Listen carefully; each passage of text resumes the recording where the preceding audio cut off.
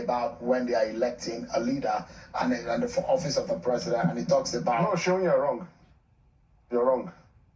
It's not what they should say when they are electing a leader.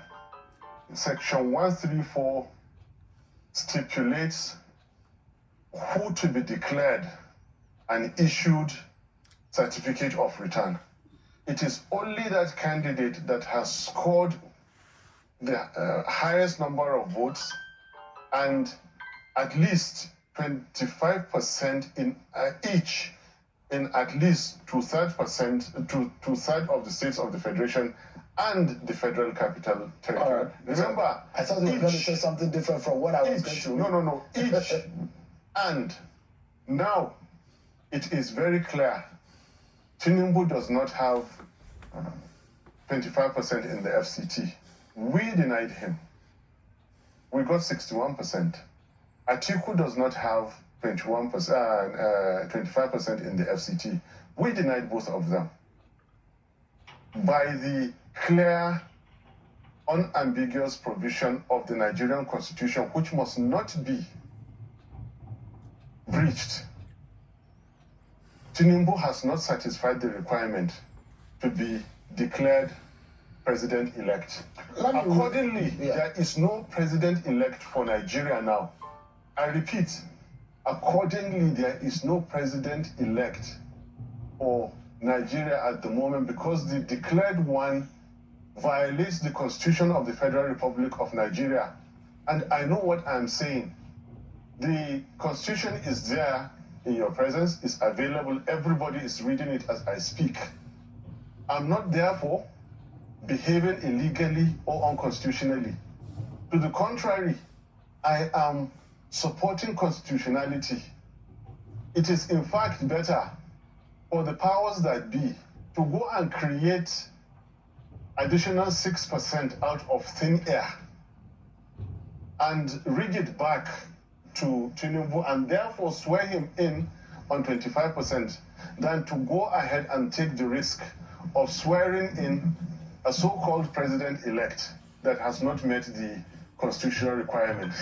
Interesting. This conversation what you started saying just for a moment was one conversation I had with Mr. Olisa Bakuba a few months ago when he was one of those who raised it and said, INEC need to come out to explain to Nigerians this second part of the provision of the Section 134 of the Constitution about the 25% in two-thirds of 36 states is 24. Good. Plus the FCT.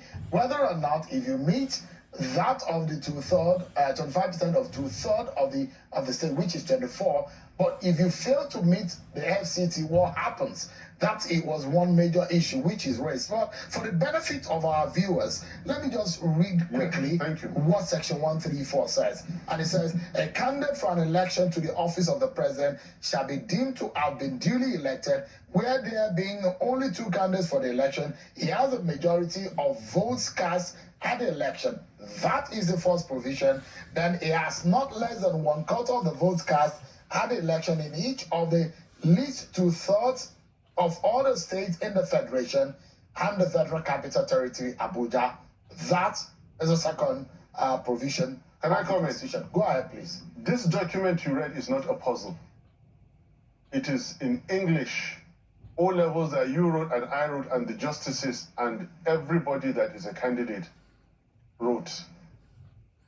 It is law. The law is not a game for politicians to play.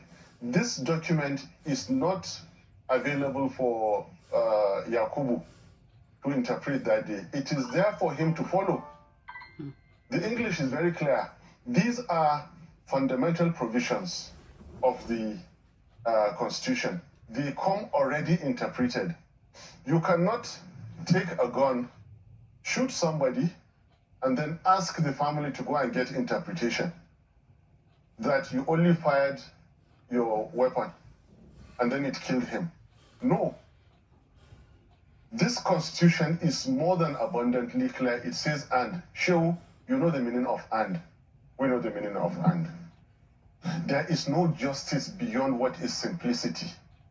simplicity is justice, simplicity is wisdom, simplicity is knowledge. All right. So that is an interpretation which you are giving. Listen. No, because there are other people who have universal. There is a universal. There are other people who have argued differently. Go ahead. And when Bola Tinubu was declared, he has his supporters. A lot of people were happy that he won the election. There were 38% of the votes cast were given to him.